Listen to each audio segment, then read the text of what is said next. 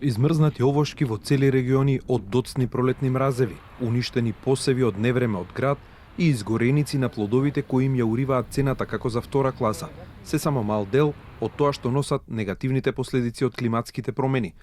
Главната проблематична карактеристика на климатските промени стануваат екстремните појави, односно кога нема врнежи ги нема со месеци, па кога ќе заврне тогаш истура до предизвикување поплави. Најголемиот удар од климатските промени кои веќе се реалност е врз земјоделството, на коему се потребни мерки за да се адаптира, но и системски мерки кои според науката сериозно изостануваат. Како и за сите работи, систематскиот пристап кон проблемот не постои.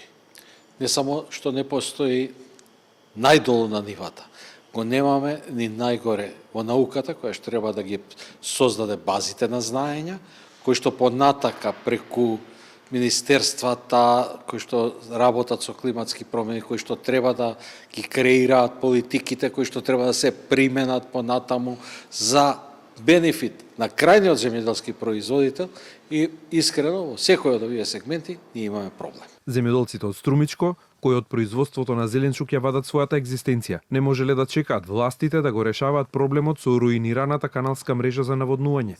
Тие знаат најдобро дека без вода, особено кога ќе фатат летните горештини, е невозможно да опстои земјоделството, па инвестирале во бушотини и системи капка по капка. Но за модернизација на пластениците, велат, нема мерки и затоа со години се повеќе имаме увоз на зеленчук од соседна Албанија. Тука е проблем. Албанија за нас беше никој ништо во производство. Меѓутоа таму изгледа малку повеќе државата ред си поставува, модернизирање, модерни пластеници, инвестиции влеват странски. Сега ние да земе да се модернизираш, да ти дадат од ИПР, на некој треба да ги даш пола, па да ти одобрат. Гледаме тарифата ја видов. И тоа не е фер, ние не може да се така. Значи нешто државата мора да преземе. Доколку не преземе, ние ќе тапкаме место, а и државата ќе тапкаме место. Не само ние. Науката има разработено мерки со кои може да им се помогне на земјоделците да се адаптираат и да ги намалат негативните ефекти од климатските промени, но не достигаат финансии за промоција, едукација и инвестиции во овие мерки, кои можат да им помогнат на земјоделците да се модернизираат во склад со новото време и да останат да произведуваат храна која ќе станува се побарана. Нема стебло.